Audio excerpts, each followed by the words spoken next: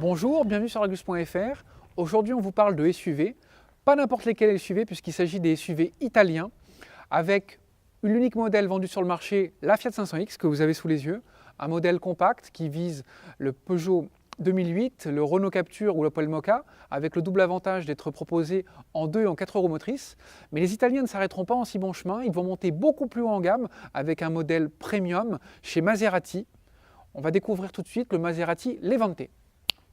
Le Levante, c'est le tout premier SUV de chez Maserati, avec un style élégant, classique à l'italienne, une énorme calandre à l'avant qui met bien en avant le trident, 3 écopes sur le côté, ça on l'a déjà vu sur les coupés et sur les berlines, et un trident également sur la custode arrière. Ce style flamboyant à l'italienne va jeter un pavé dans la mare et causer des soucis au Porsche Cayenne et au BMW X6. Avec son pavillon fuyant et sa ligne de lunettes arrière inclinée, le Maserati Levante se positionne à mi-chemin entre un SUV de facture classique type BMW X5 et la version coupée BMW X6. On a également un pli intéressant sur le côté, même si ça pourrait rappeler un petit peu l'univers Bentley. Et puis à l'arrière, c'est très classique, c'est vraiment l'univers Maserati avec une forme de phare qu'on retrouve sur les coupés et les cabriolets. Même si on n'achète pas ce type de véhicule pour sa capacité de chargement, ce n'est pas vraiment un déménageur, le Maserati Levante dispose d'un volume de coffre de 550 litres et puis surtout le maître étalon sur ce genre de véhicule, c'est la possibilité de loger des sacs de golf dans le coffre et ça, bien sûr, ça sera le cas. Puis pour la petite anecdote, la plage arrière est en Alcantara. Allons voir si cette élégance italienne se retrouve également à l'intérieur du Maserati Levante.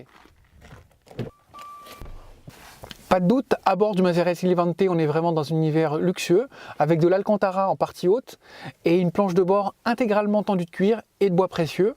La présentation est de bonne facture. D'un point de vue high-tech, on a en bonne place sur la console centrale un écran tactile qui permet d'accéder à toutes les fonctions du véhicule.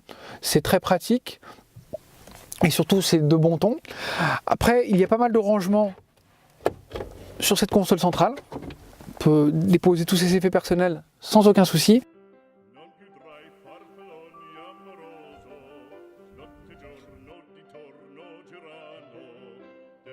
Au final, ce Maserati Levante se hisse sans aucune fausse note dans la catégorie des SUV luxueux sportifs et il permet justement de rafraîchir la catégorie qui s'endormait un peu sur ses lauriers avec uniquement des modèles allemands. Maintenant, nous, on n'a qu'une hâte, c'est d'aller l'essayer très prochainement.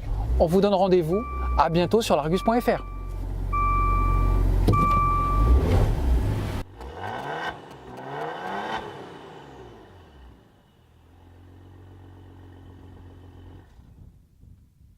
Comme il fait un peu froid, allons nous réchauffer.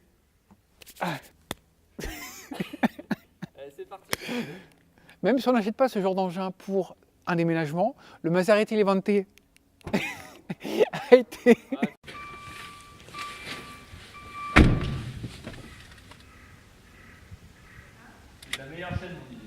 Elle est belle celle-là.